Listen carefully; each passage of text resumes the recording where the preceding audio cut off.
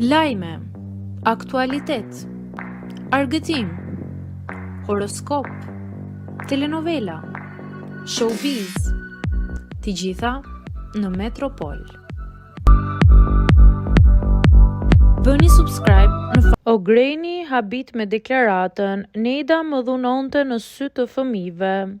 Ndarja e bujshme moderatores Neda Balluku dhe bashkëshortit të saj Ogren Balluku, vëllai i zëvendës kryeministres Belinda Balluku, vijon të jetë në qendër të vëmendjes publike, teksa dalin në dritë detaje të reja nga përplasja mes tyre, e cila ka përfunduar në dyert e drejtësisë.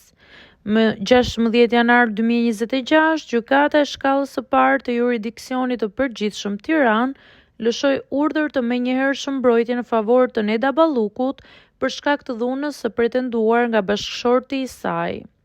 Vetëm pak ditë më pas, ishte vetë Ogren Balluku ai që kërkoi urdhër mbrojtje, duke pretenduar se ishte subjekti i dhunës së vazhdueshme verbale, psikologjike dhe her pas here fizike nga bashkëshortja.